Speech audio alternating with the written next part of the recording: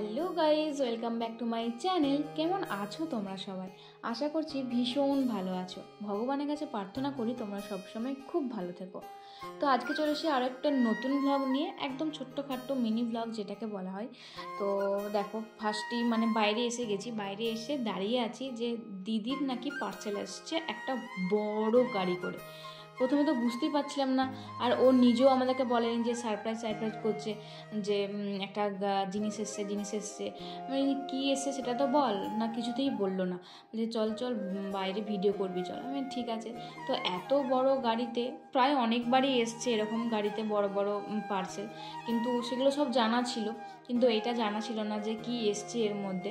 আর সানাকে আমরা ভয় দেখাচ্ছিলাম যে বাঁদর এসেছে, একদম আসিস না, কীরকম করে চুপচি করে এখানে দাঁড়িয়ে আছে, নাহলে কিন্তু এখানে চুপচাপ করে দাঁড়িয়ে থাকার মেয়ে কিন্তু ও না। ও হচ্ছে যে একদম ঢঙ্গি মেয়ে যেটাকে বলে। আর এত চুলবুলে, ওরে বাপরে বাপ, এত দুষ্টু হচ্ছে দিন দিন, কি বলবো। তো দিদিকে বললাম যে তোর এত বড় গাড়িতে এইটুকু পার্সেল এসছে, শুধুমাত্র এটাকে দিয়ে বলে এত বড় গাড়ির দরকার ছিল? এটা তো বাইকও চলে আসতে পারতো। বলছে না রে, এটা বাইকে আসবে না, এটা অনেকটা ভারী। তো আমি বললাম কি আছে তো বল, সেটা কিছুতেই বলছে না। আর এদিকে সানার ঢংটা দেখো, হাতটা বাড়িয়ে চোখটা বুঝে এখানে নেমে গেল, ঠিক নেমে গেল যে বাঁদর তো নয় এটা। আমি তাও বলছি ওটার ভিতরে কিন্তু বাঁদর আছে, তুমি যাস না, সেজন্য আমাদেরকে দেখাচ্ছে হ্যাঁ সত্যি এরকম করছে। তো যাই হোক, এরকম ব্যাপার ওর। তো ওকে দেখে এত মাঝে মাঝে মনটা খারাপ হয়ে যায়, কি বলবো, মনে হয় যেন একটা ছুটতে গিয়ে ওকে আদর করি, কোলে করি, একটু হাজারটা একটু হামি খাই, চুমু খাই, এরকম মনে হয়। এত মিস করি ওকে মাঝে মাঝে। তো যাই হোক, কি আছে তোমরা কি গেস করতে পারছো? তাহলে এক্ষুনি জানাও কমেন্ট করে যে কি আছে। আমি তো এখনো পর্যন্ত গেস করতে পারিনি, এতটা দেখে ফেললাম তাও আমি গেস করতে পারিনি। তো তারপরে যখন ও দাদাকে ফোন করে বলল যে এটা এত এত দাম, এটা পে করে দে, তো তারপরে বুঝলাম ও আচ্ছা, এটা হচ্ছে যে একটা বলো বুঝতে পারছো, অ্যাকোয়াগার্ড এসছে। হ্যাঁ, ও তো নতুন জায়গায় শিফট করছে, তোমরা সবাই জানো। তো সেই কারণে ওইখানেতে লাগানোর জন্য এই একটা অ্যাকোয়াগার্ড নিয়েছে, নাহলে ওর ছিল। তো এখন অ্যাকোয়াগার্ড ছাড়া তো জল খাওয়াই যায় না, সত্যি কথা বলতে কি।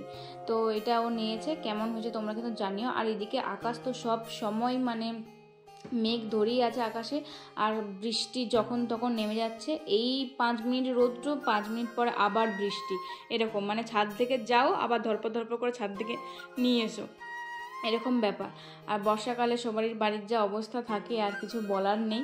আর চারিদিকটা স্যাঁতস্যাঁত করে, যেন অসহ্য লাগে। আমার বর্ষাকাল একদমই ভালো লাগে না, খুবই জঘন্য লাগে। আর এখন তো আরোই বাজে লাগছে, যত বৃষ্টি পড়বে তত বাবার জন্য মন খারাপ হয়। মাঝে মাঝে বাবাকে ভীষণ প্রচণ্ড পরিমাণে মিস করি। তো যাই হোক, এদিকে আরও একটা পার্সেল এসেছে, তো ওইটাতে কি আছে আমি সেটা তো জানিই না। আর এদিকে বাইরেতে ভাই ভীষণ দরাম করে দরজা বন্ধ করছে, শুনতে পাচ্ছি। যাই হোক, ওটা একটু অ্যাভয়েড করে যাও। তো এই অ্যাকোয়াগার্ডে এসে তাই আমি বড়দিকে বললাম তোকে আর ওকে ধরতে হবে না, তোর থেকে ওটা ভারী, তুই না ওকে হেলে যাস পড়ে। তো এরকম আর কি, একটু ইয়ার্কি করছিলাম। আর এদিকে এসছে দেখতে পেলাম যে 2টো কুশান, তো কুশানগুলো অর্ডার দিয়েছিল, সেগুলো এসছে। তো ও বলছে যে এরকম কেন এসছে, কীরকম পাড়া দেখতে, একটা ভালো না। তো বড়দি বললো যে যেমন দাম তেমন ঠিকই এসে, কুশান তো এরকমই হয়, এরপর তুই কভার দিবি, কভার পরালেই ভালো লাগবে। ঠিকই তাই, ও কভার পরে দিতে কিন্তু ওর রুমটা ওর কুশানগুলো কিন্তু চেনাই যাচ্ছিল যে এইগুলো ওইগুলো, এত সুন্দর। তো চলো, এরপরে সানা তো ওটা দেখে পুরোই খুবই খুশি। আমি বললাম যে মুখটা কোনটা দিয়ে জল পড়বে, তো সানা দেখছে দেখো একবার, ওকে আগে দেখতে হবে আর কি, আমার তোমাদেরকে না দেখালেও চলবে, ওকে আগে দেখে নিতে হবে, ও সবটা করবে তো ব্যবস্থাটা, তো সেজন্য ওকে দেখাতে হবে। এরপরে মেজদি এবারে মাকে দেখাতে নিয়ে যাচ্ছে, আর সানা শুয়ে বেচারি দেখছিল, এখন শুয়ে পড়ে আমার দিকে তাকাচ্ছে হাঁ করে। তো যাই হোক, মা বললো বেশ ভালোই হয়েছে, সুন্দর হয়েছে।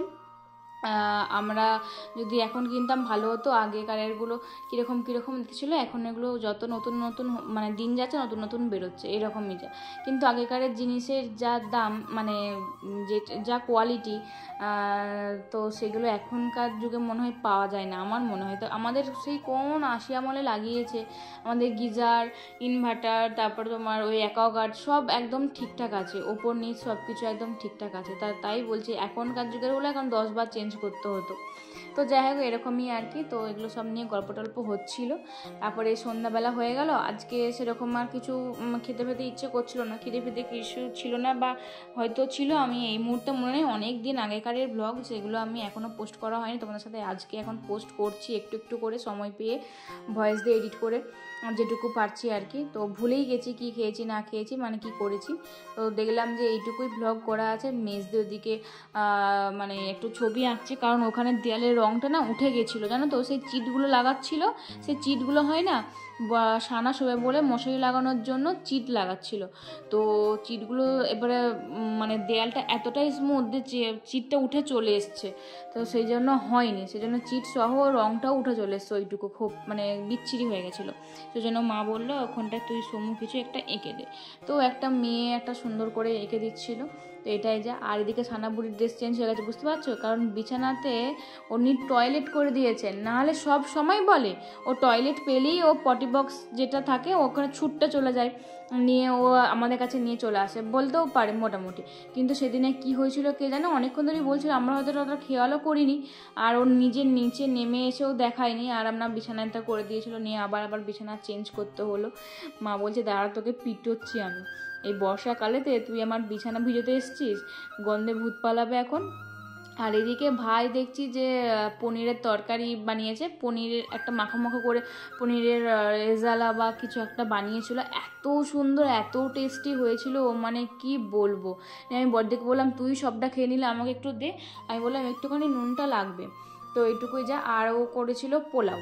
তো পোলাওটাও খুব ভালো হয়েছিল, কারণ সেদিনে হয়তো নিরামিষ ছিল, সেই কারণে এই পোলাওটা করেছিল। আর হচ্ছে যে পনির করেছিল, যেহেতু সবাই একটু ব্যস্তই ছিল। আর ওর মানে রান্না করতে জাস্ট 5 মিনিট লাগে, 5 মিনিটে ওর রান্না টান্না হয়ে যায়। তো এই হচ্ছে ব্যাপার। এরপর ও নিজেও খেয়ে নেবে, আর ও সমানে আমাকে বলবে যে একদম আমাকে ভিডিওতে নিবি না, কিন্তু কিছু করার নেই। তো আমি বললাম এরকম একটু একটু দেখালে কিছু হবে না, নাহলে সবাই বলবে যে তুমি ভাইকে কেন দেখাও না, ভাইকে কেন দেখাও না, তাই আর কি। তো চলো আজকে ভিডিও তাহলে এই পর্যন্ত, আর বেশি বাড়ালাম না। যদি ভালো থাকে অবশ্যই লাইক কমেন্ট শেয়ার করতে একদম ভুলবে না। দেখা হচ্ছে পরের ব্লগে খুব তাড়াতাড়ি, ততক্ষণ ভালো থাকবে সুস্থ থাকবে। আর পেজে নতুন হলে প্লিজ প্লিজ পেজটিকে আমার ফলো দিয়ে পাশে দেখো। বাই।